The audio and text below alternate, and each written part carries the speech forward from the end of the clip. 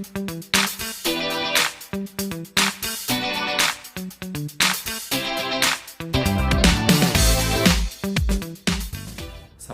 warahmatullahi wabarakatuh. Bagaimana kabar teman-teman pada hari ini? Semoga selalu dalam keadaan sehat walafiat. Kali ini yang akan saya sampaikan yaitu apakah duda atau suami yang ditinggal mati oleh istrinya bisa mendapatkan warisan dari harta istrinya.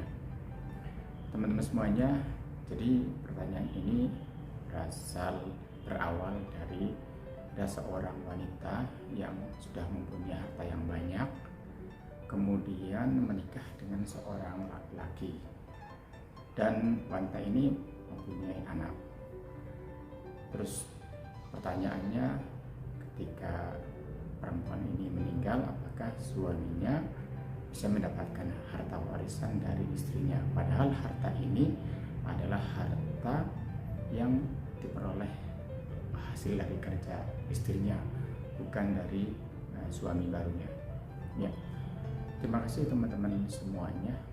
Jadi pertanyaan ini masalah waris, saya tetap akan menjawabnya sesuai dengan perundang-undangan, yaitu dengan kompilasi hukum Islam atau waris Islam maupun dengan waris perdata. Nah, pertama, apabila kita lihat dari hukum waris Islam yang terdapat di dalam kompilasi hukum Islam. Di dalam kompilasi hukum Islam di pasal 174 di ayat 2. Jadi di situ dijelaskan bahwa apabila semua ahli waris ada, maka yang akan mendapat warisan adalah anak, ayah, ibu, janda, dan duda. Nah, di situ adalah ahli waris yang utama. Artinya di situ disebutkan bahwa ada ahli waris duda. Artinya ketika ada ahli waris duda, berarti pewarisnya adalah janda atau istrinya yang meninggal.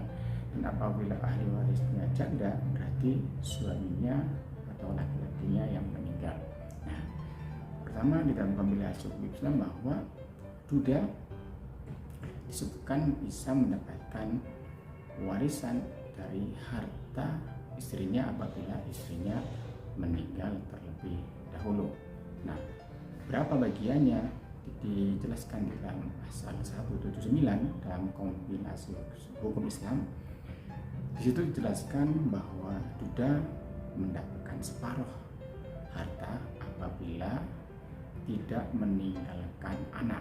Tetapi apabila meninggalkan anak, maka duda mendapatkan 1/4 apabila meninggalkan anak. Nah, dalam hal ini tadi disampaikan bahwa si wanitanya adalah meninggalkan anak. Dalam konteks pertanyaan ini, maka seorang duda berhak mendapatkan warisan dari istrinya sebesar 1/4 harta dari istri.